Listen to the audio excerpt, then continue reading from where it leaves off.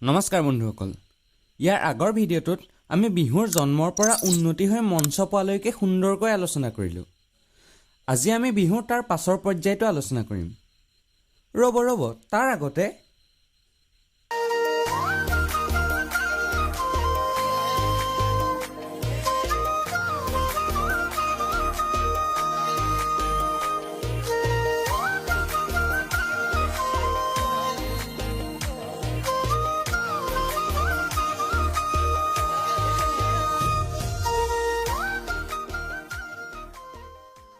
ঠিক আছে আমি আকৌ পুনৰ টপিকলৈ উভতি আহোঁ আগৰ ভিডিঅ'টোত কোৱাৰ দৰে গুৱাহাটীৰ লতাশিল খেলপথাৰে বিহুক এক সুকীয়া মঞ্চ প্ৰদান কৰিলে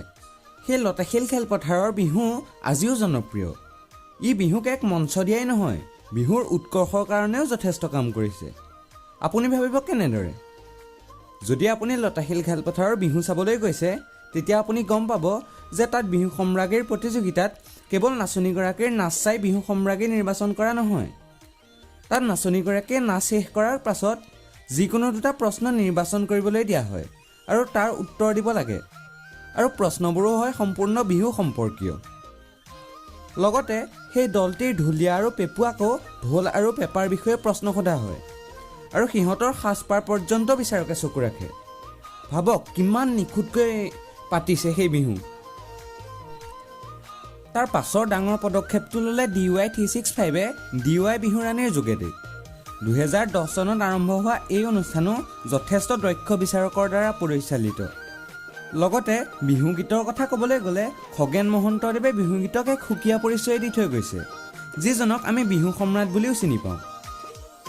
তাৰ পাছতে আহিল জুবিন দা ভিতালী দাস বাইদেউ ইত্যাদি কৰি একবিংশ শতিকাৰ শিল্পীসকল যি বিহুগীতৰ ওপৰত যথেষ্ট কাম কৰিলে বা কৰি আছে এতিয়া বিহুটো কেৱল অসমতে সীমাবদ্ধ থাকিলে নহ'ব ইয়াক অসমৰ বাহিৰৰ মানুহেও চিনি পাব লাগিব এই কামটোক বৰ সুন্দৰকৈ আগভাগ ল'লে পাপন দাই চাওক বাপেক পুতেক দুয়োজনেই অৰ্থাৎ খগেন মহন্তদেৱ আৰু পাপন দা দুয়োজনেই কেনেদৰে বিহুৰ অগ্ৰগতিৰ ক্ষেত্ৰত সুন্দৰকৈ ভূমিকা লৈছে আপোনালোকে ইউটিউবত চালেও দেখিব যে ভাৰতৰ বিভিন্ন ঠাইত পাপন দাই বিহু পৰিৱেশন কৰাই নহয় ইয়াক সকলোৰে আগত সুন্দৰকৈ বুজাই দিছে যাতে সকলোৱে আমাৰ বিহুটোক আমাৰ সংস্কৃতিটোক বুজি পায়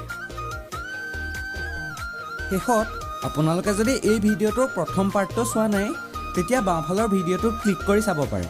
ধন্যবাদ